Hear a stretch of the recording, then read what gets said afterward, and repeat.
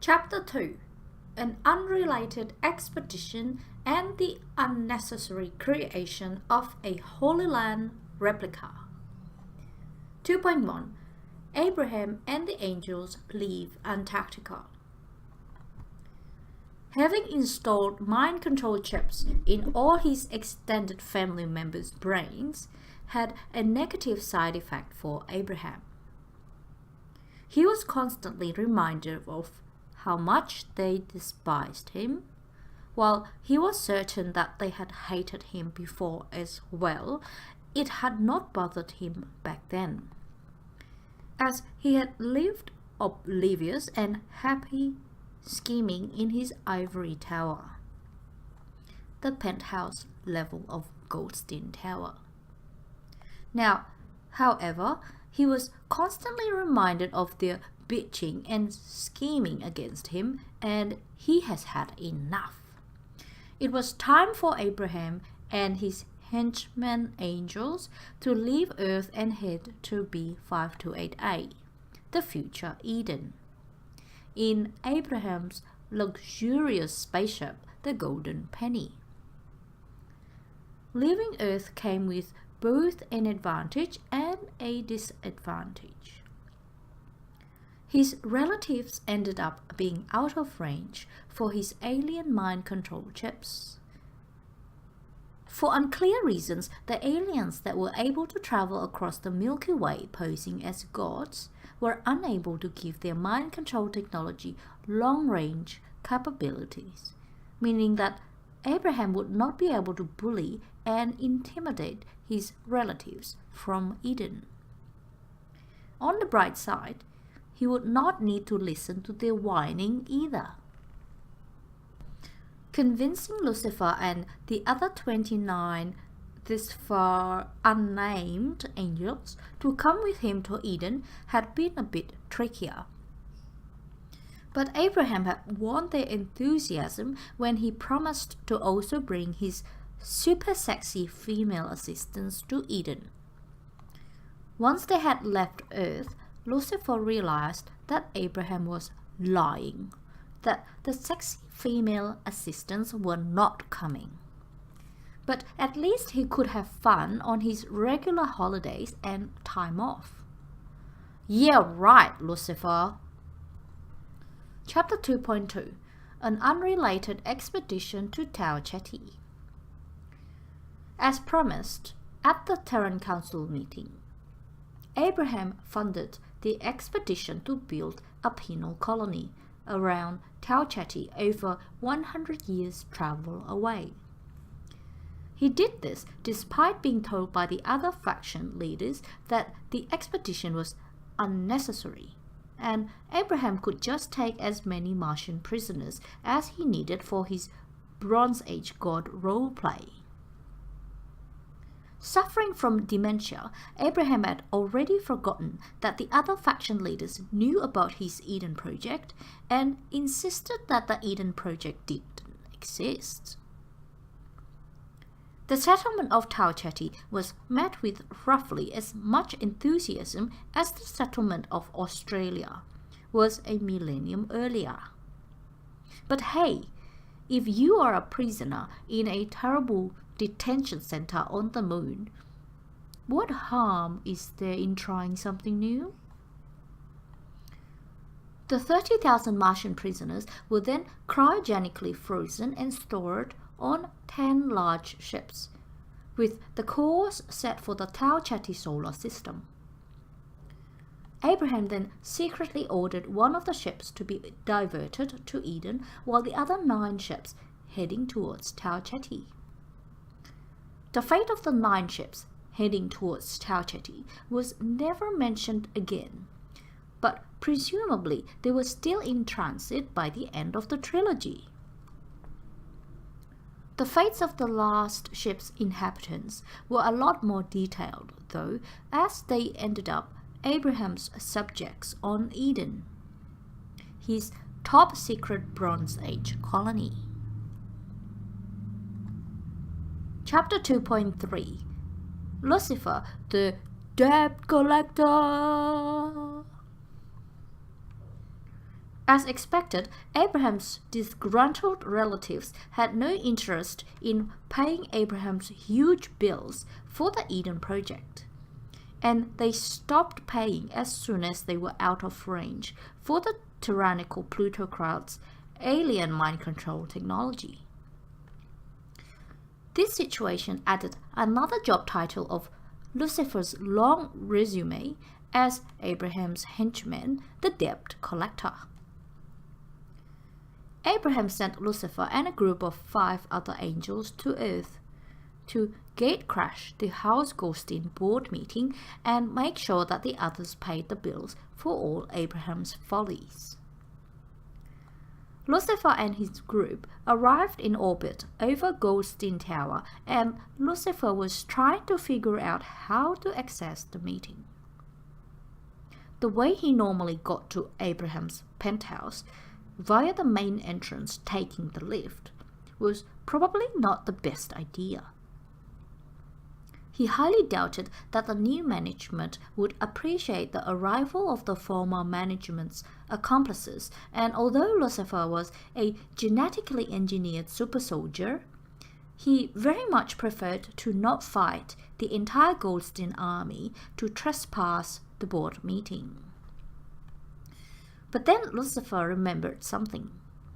He remembered the secret hatch that would take him straight into Abraham's former penthouse from the air.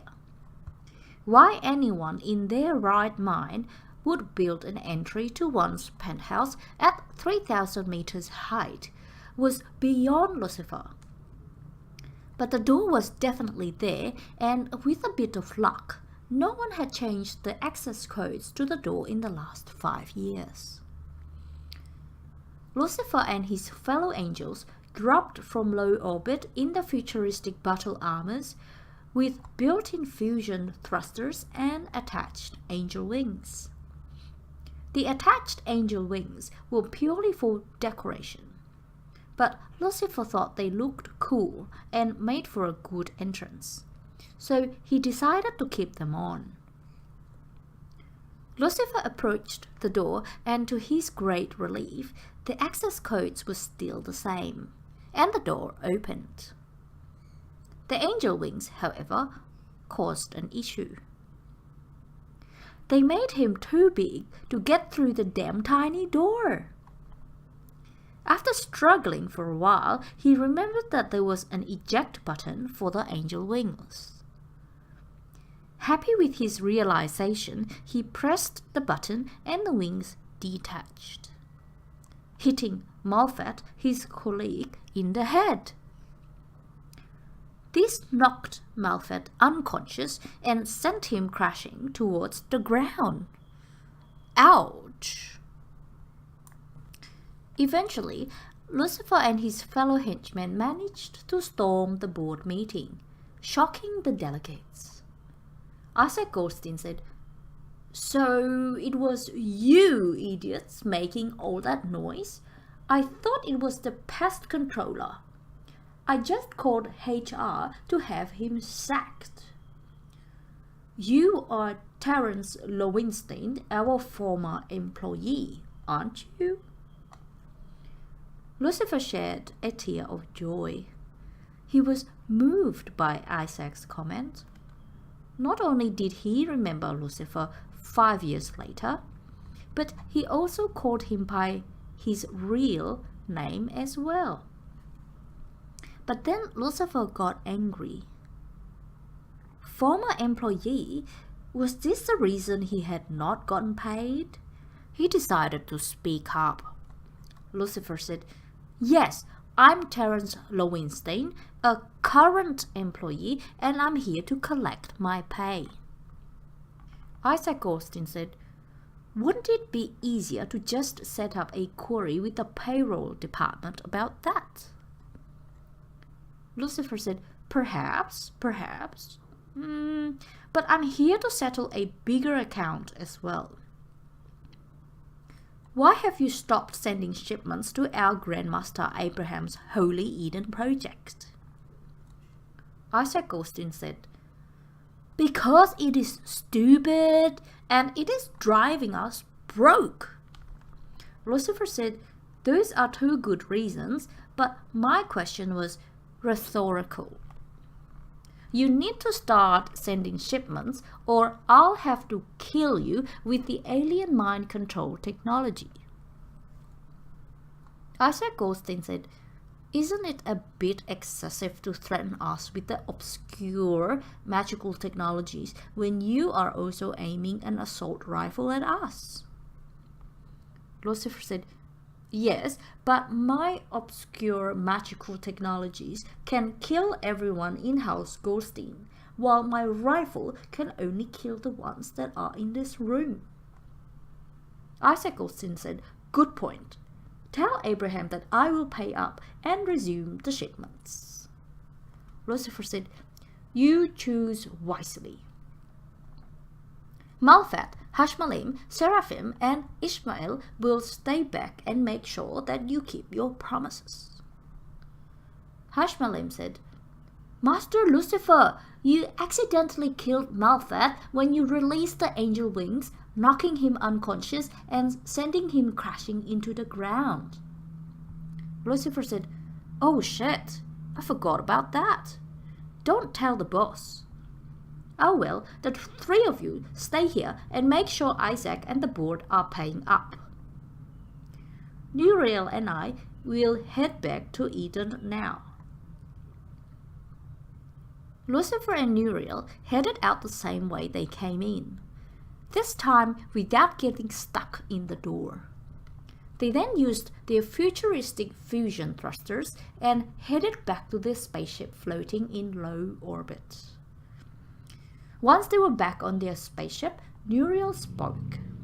He said, fucking dickhead, I thought you and I were mates. Lucifer said, look, I'm sorry about Malfat. We have a dangerous job and sometimes accidents do happen. Nuriel said, I didn't mean that.